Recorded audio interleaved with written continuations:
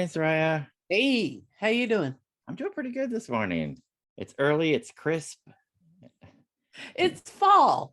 It's fall. Yes, yes, it is fall. But this morning we decided to do another album focus Yes. episode, didn't Now, we? it is an album focus that Jeff and I have wanted to do for a while. And now seems like as good a time as any. Yeah, for sure. And the band we're going to focus on is Mary's Danish. And many of you will know that this was a project that Louis Gutierrez joined after leaving the 3 o'clock. Yes. So, and then Jeff, which is the album we're going to focus on? We're going to focus on Circa, their 1991 album, which is the meat of their sandwich of 3. So this is the middle one of 3. They put out 3 full-length CDs and a live record as well. Right. But today we're going to talk about Circa. So one of my favorites. Yeah. Awesome. Let's jump into it. Hi, this is Soraya. And this is Jeff. Our podcast is called Paisley Stage Raspberry and Rhyme, a podcast where the two of us play music that we like and share anecdotes and background about the tunes. We hope you'll join our conversation. And without further ado, a grooviar. Let's get groovy.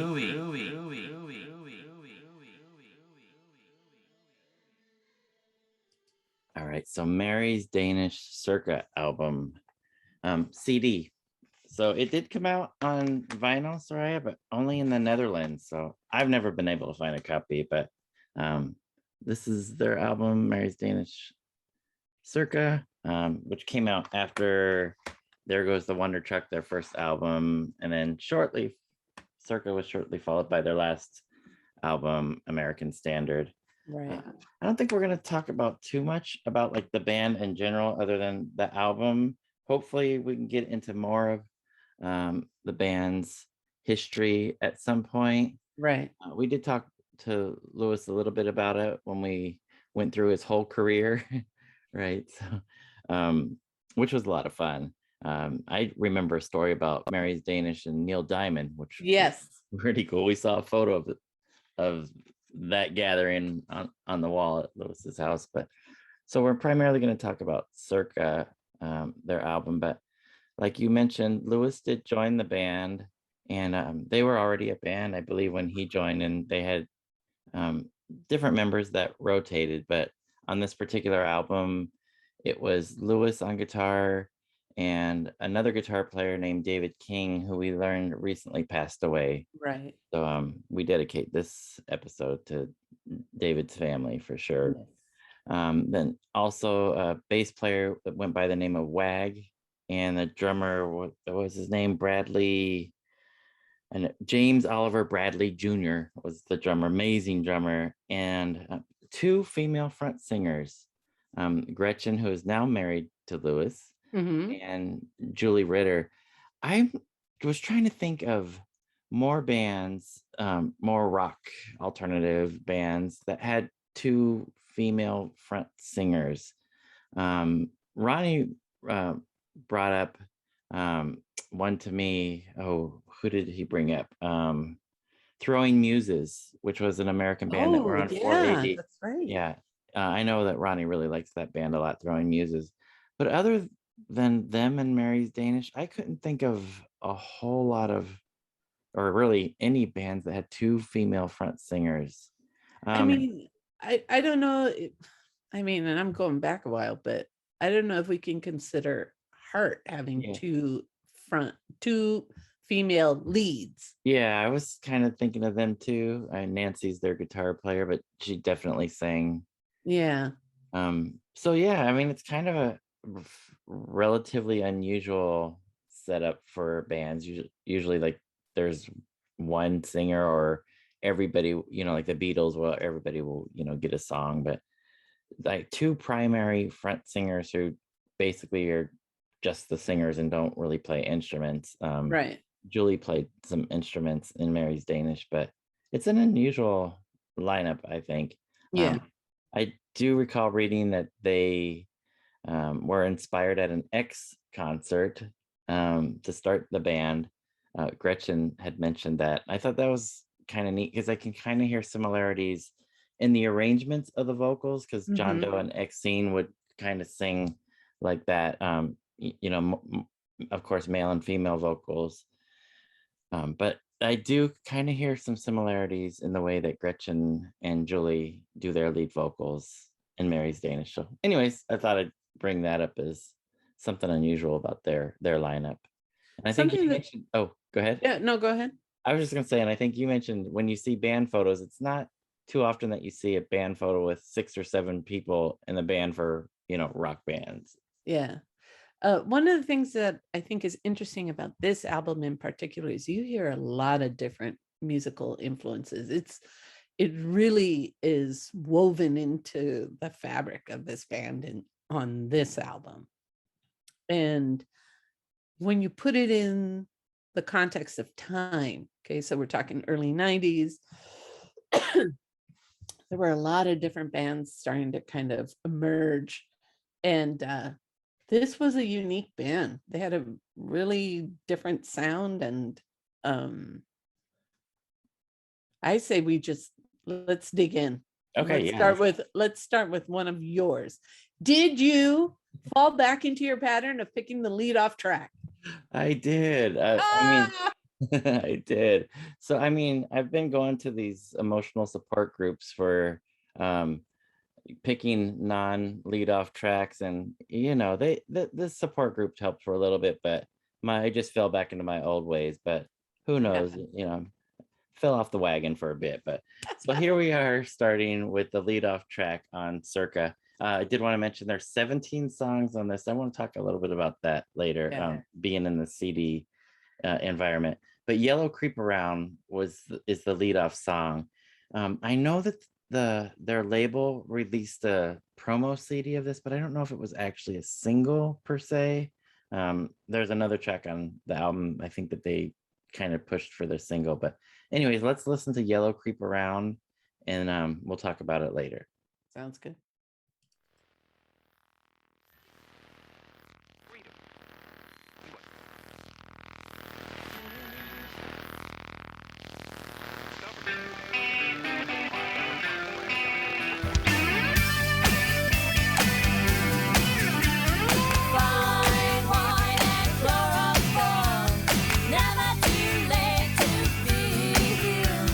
Fine wine and chloroform.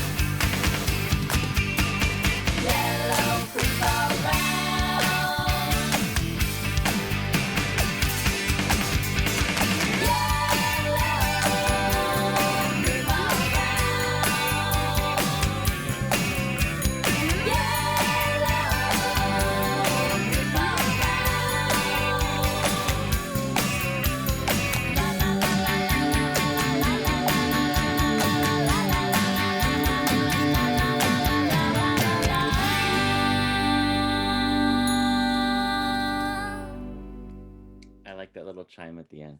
Right. So Permanent Green Light sings about wine and conversation. Mary's Danish sings about wine and chloroform. So I think it's a totally different situation. Very different.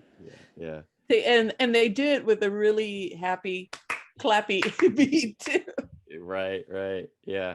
There's some pretty dark subject matter and a few Yes. songs, but yeah. So I feel like this is definitely one of the more poppier songs. I like the entire album. Again, it's 17 songs on the CD, but this song I think is super catchy.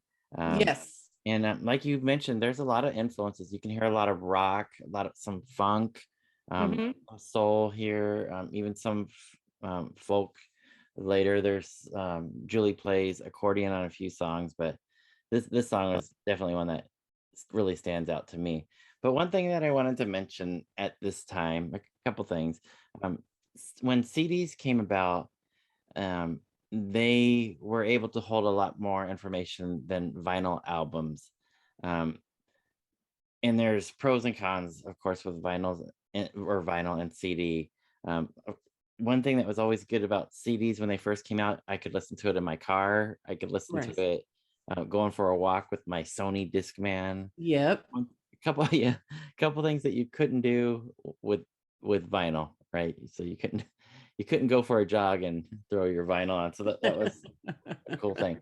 But to me, Soraya, one thing that I felt like was a disadvantage, and I think it's because of my attention span, is bands started putting more songs onto their albums because they had more space and they could do so, where they couldn't do it on an album that could only hold 30 to 45 minutes. And then when CDs came about, you had these longer albums, 60, 70, 80 minutes, I think. So a lot of songs on Circa, and I love all of them, but for me it makes for a long listen, and I think my attention span, but I like all the songs. And you make a really interesting point about how CDs, they changed how people had access to music, right? Because then it was absolutely on demand wherever you were. You didn't have to be inside a place that had a turntable. But one of the things I also noticed too with being able to put more material is they played around a lot with track placement. So, you could almost bet when you had an LP from a band, especially a debut album, that lead off track was pivotal, right? And sometimes, and you're like, okay, this is kind of like the defining song or the song that speaks about this band. With CDs, sometimes you would find that track a little further down. And so I find the track listing to be, I assume it's still purposeful in where it's placed, but I found that you could do deeper dives into an album and find something that really kind of makes that speaks about that band.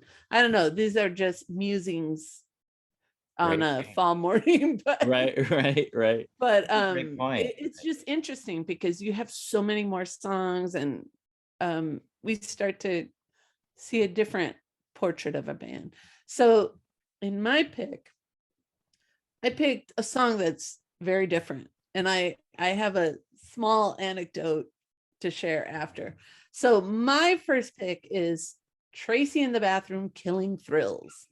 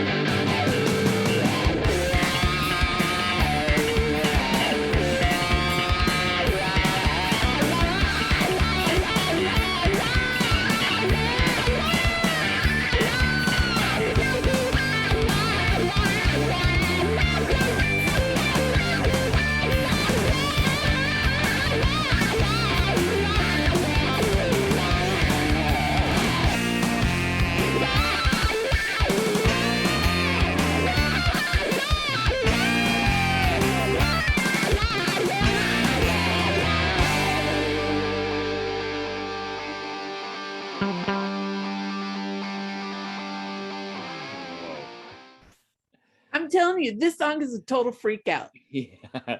I Wow. freaking love this. But to me, it was like, okay, so compare lead off track, which we had, very catchy. And then you get this song. I mean, this is track 7. And this is just, they throw everything at it. And that's what I love. Wow. But to me, what I like about this song so much is Lewis's guitar. It's absolutely on fire on this track. And that bass line, Yeah. it is. And then, how many freak out songs that highlight a bass and a guitar also have a sax? Yeah. Yeah. That's But that's what I like about this song is, and I think this album too, is every track showed me something different, right?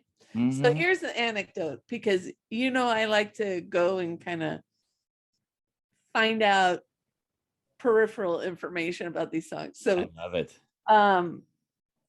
On YouTube, someone's posted song, and then 2 years ago, so this is public domain. I'm not spilling any secrets, and I'm not purporting that this is 100% true. I'm just saying this is an interesting addition.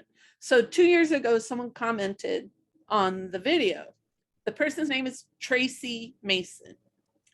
Quote, "Only I would know why they wrote that song about me is because I was in the bathroom having sex with one of the members of Kill for Thrills when I was there as a guest of James from Mary's Danish, LOL.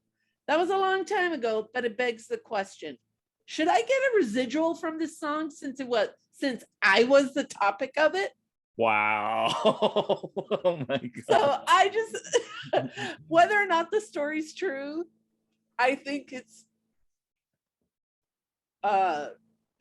hilarious. So, oh my gosh. But the song is a total freak out. And if this woman's dalliance in a bathroom inspired that, Wow. salute. Wow. Because it's a cool song. It is a cool song. Yeah. I was gonna say, what'd you think about the lyrics? Because you're usually a lyric person. Hey, you know what? Soraya's first pick is an instrumental. Who knew? You're keeping us on our toes. One, instrumental. How many bands throw that in? But 2, and I give it a shout out to our friend Jim Strong. 2 minutes, 22 seconds. This is just one big whoosh of sound. I love it. Very cool. That's a cool song, and that's an interesting story. So in some places it's listed as Tracy in the bathroom killing thrills. In other places, like the back of the CD, it's just Tracy in the bathroom. So, all right, Tracy, what was her last name? Mason. All right, Tracy Mason. Good on you, girl. If it's true. Who knows? That's funny. So your song has a funky, probably a wah guitar part. My second song also has a guitar part with a wah pedal type sound. The song I picked is Louisiana, and I feel like this one is a little bit in between Yellow Creep Around and Tracy in the Bathroom, where it's definitely got a little bit of that funk rock vibe, but a little bit more song oriented than that jam that we had with Tracy. I don't know. Let's listen to Louisiana, and then I have another story.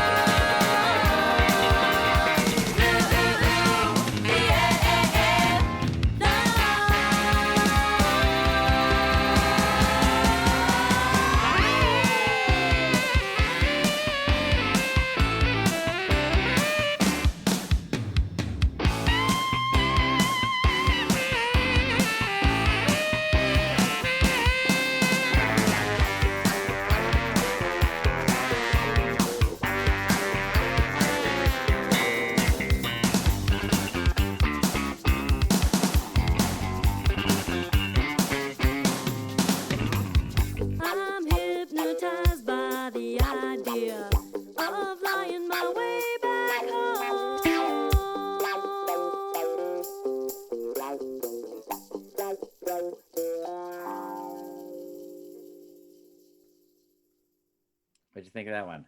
Ooh, so good. That wah-wah pedal. Yeah. Got a workout.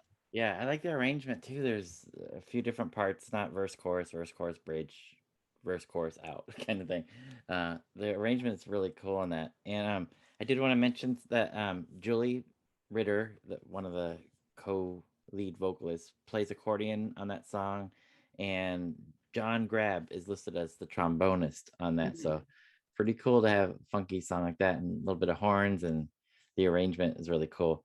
But I did want to take this time to share a little story. Sorry, I don't know that I've ever talked about this. I've been into music since like the age of 5 till present day. One of my first, I think my very first purchase with my own money was the Three Dog Night single. So instead of toys, I was going for vinyl singles at the age of 5. But anyways, there was a period of time about from 1988 to 1992 where I kind of dropped out of listening to music. I had 3 young daughters born 88, 89, and 91. I was working 2 jobs, a full-time job and a part-time job, going to school at the same time, coming home and taking the kids for a walk in the stroller. And during that period of time, I kind of didn't have time for music. So I kind of lost out on whatever, you know, what was going on. I wasn't paying attention to what was going on. And as the girls got a little bit older and they didn't need to be, I wasn't changing diapers all the time or going to work or school. Around very early in 1993, started picking back up and paying more attention to music. And I had found in 93 that, hey, a couple years ago, Lewis had a band, Mary's Danish.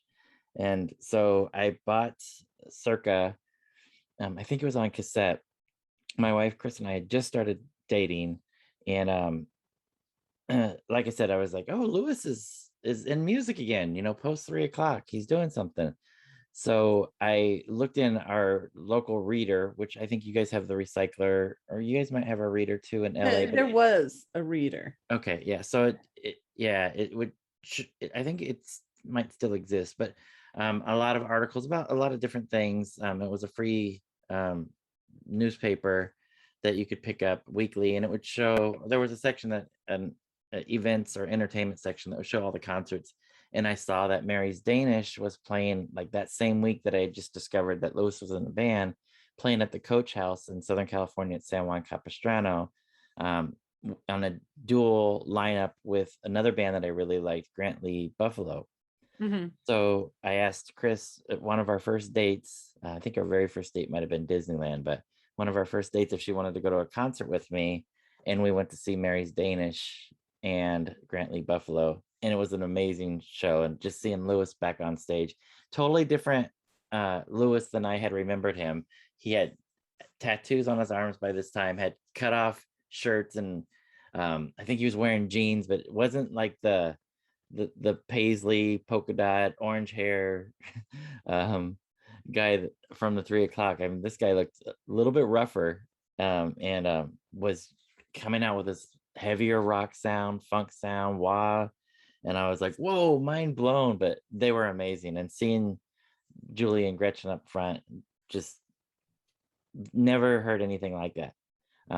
Anyways, so this came out during that period of time when I wasn't really paying attention, and I was very pleasantly surprised getting back into music to discover this. And one last thing before we go to your last pick, as we were listening to Louisiana, another band came to mind. I don't know how popular they were, but there's this band from a Dutch band called Grupo Sportivo. Were you ever aware of them? I know of them. They kind of have like a B-52s vibe, like pretty new wavy and whimsical. I would say. I don't know if that's a good way to describe B-52s, but anyways, they had a lineup where it was like really 3 lead singers, a male and 2 females, and a lot of the times the 2 females would sing. But Louisiana, the way that Julie and Gretchen are singing kind of reminded me of that. So another band came to mind. But anyway. And that is a great song. Yeah, I love everything that they put on it. The arrangement is fantastic. Even the horns. You're okay with the horns? Hell yes. Yes. anytime when there's a brass section on a song, I'm there. I'm there. Cool. And it just speaks to the fact that I love soul music. I like R&B, and then when you hear it in a rock song, it's like pleasant because you see that kind of brought in. All right, my last pick is a song called Venus Loves Leonard. So I didn't realize that I picked a 7 and a 14. So I guess I was going for multiples of 7. Who knows? But Venus Loves Leonard. And again, song under 3 minutes. I'm surprising myself right now. But I like this song a lot. Let's hear it. We'll talk about it after. Venus loves Leonard, not interested. What's a woman to do when love is dead? Venus loves Leonard, Venus loves Leonard, Venus loves Leonard, Venus but Leonard loves me. Rising from the half shell. Yark, yark, yark. I hear him pounding at my door. I've got to send him back to Venus on the shore. Venus loves Leonard, Venus loves Leonard, Venus loves Leonard, Venus but Leonard loves me. Rising from the half shell. Yark, yark, yark. Léonard reste avec moi, s'il te plaît, Léonard. Mais non, il m'a dit qu'il m'aime. Vive avec moi.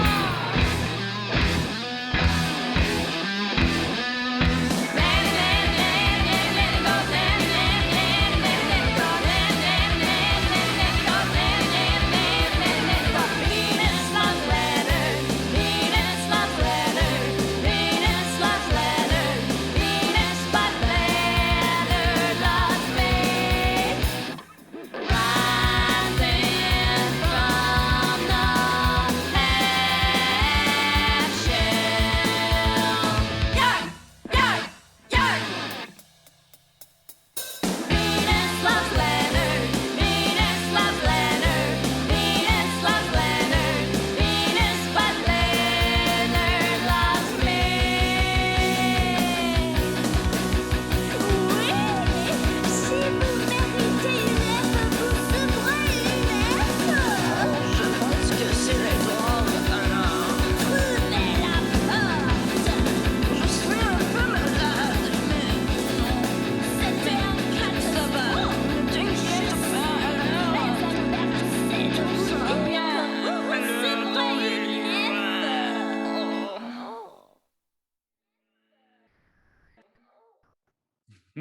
There's a lot of French going on in there. What's going on? Do you know what they're saying?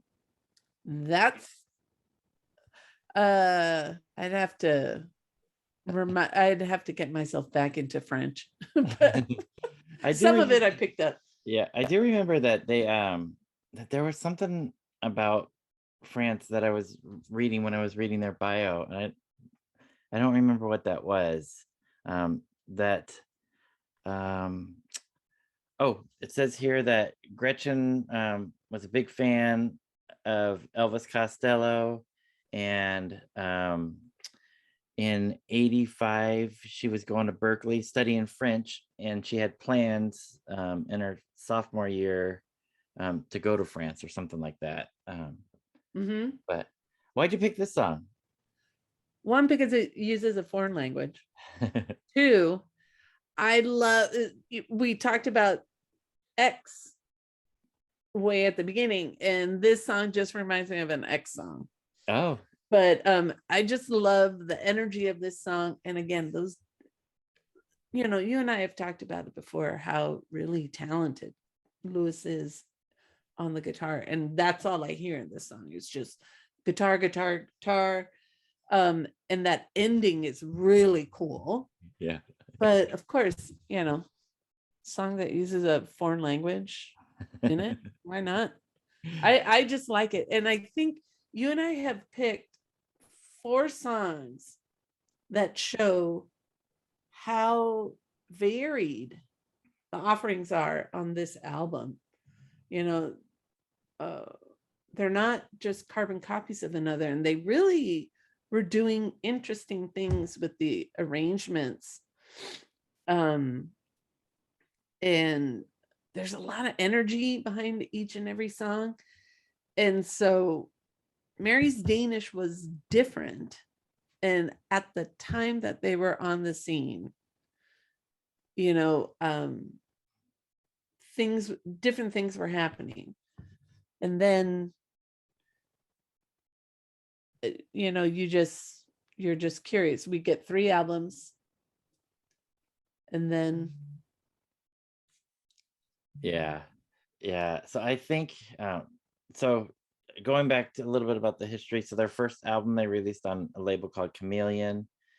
This one, Circa, came out on a label called Morgan Creek. And 3 months after Circa was recorded, Morgan Creek wanted them back into the studio to record their last album, what ended up being their last album, American Stance. Right. So Morgan Creek was really pushing them out as a label to get it done. And then I think we learned from Lewis that the band actually never officially broke up. That's correct. They had a lot of label issues, and I think I read that they never got any royalties for their album from the label, even though it sold like 40,000 copies or 35,000 copies or something, but they never received any royalties to it. So I think after American Standard, there were some label issues, and Right. the band was holding out, and kind of nothing ever like materialized. So the musicians started doing different things, saying, okay, as a band, we can't do anything because we're kind of tied up by these label issues that haven't been resolved. And everybody basically were doing their own thing. But I think when we talked to Lewis, he said, well, we never really broke up. It's true. So, and it's funny, someone comment on YouTube said, hey guys, I'm waiting for the reunion tour. and I'm like, yeah, that would have been cool. And now David King is gone, but it'd be very cool to learn some more about this band, hopefully at some point. Absolutely. Yeah, but it was an interesting project and really interesting band, the influences, and this is a good listen. And if you haven't listened to Circa in a while, pick it back up. Worth it. Yeah, agreed.